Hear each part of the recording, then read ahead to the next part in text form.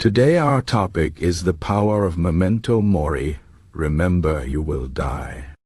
This idea might sound dark or scary at first, but it is actually one of the most powerful tools for living a meaningful and fulfilling life. Memento mori is a Latin phrase that means remember you must die. It is not about fear or sadness, but about awareness and motivation. When we remember that our time is limited, we start to live differently. We stop wasting time on things that don't matter, and we focus on what truly brings us joy, purpose, and peace.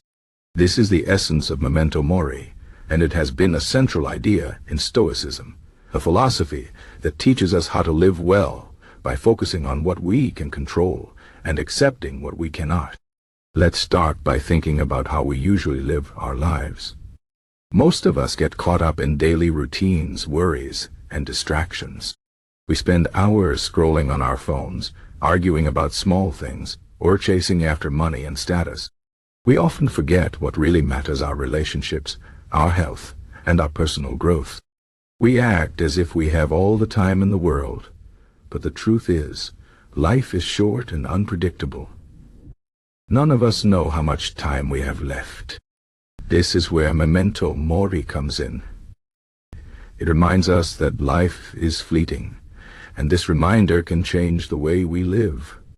Imagine if every morning you started your day by saying to yourself, "I will die someday."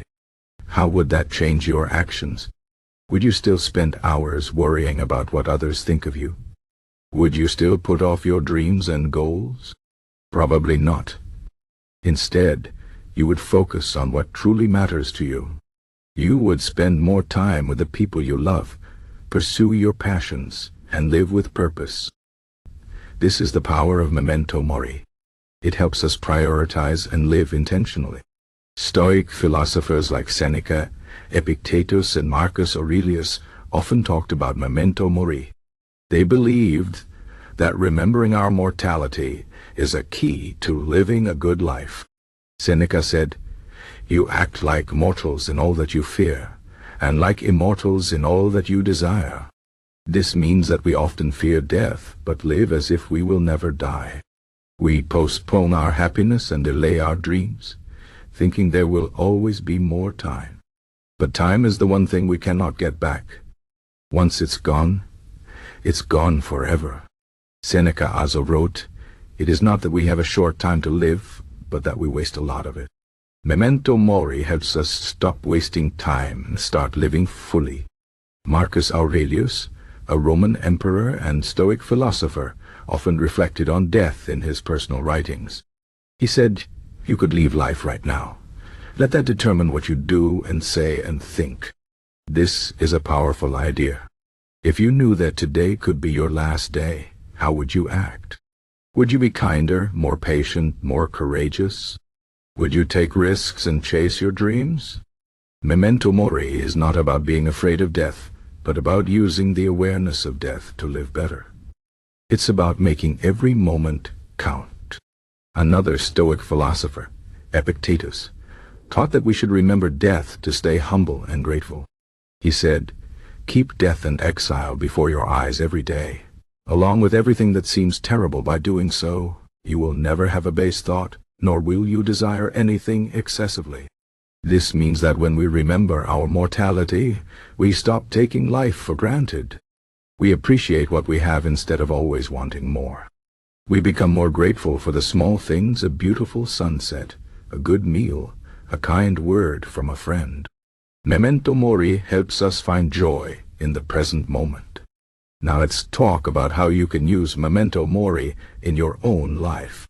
The first step is to make it a daily practice. Every morning, take a moment to reflect on the fact that life is short.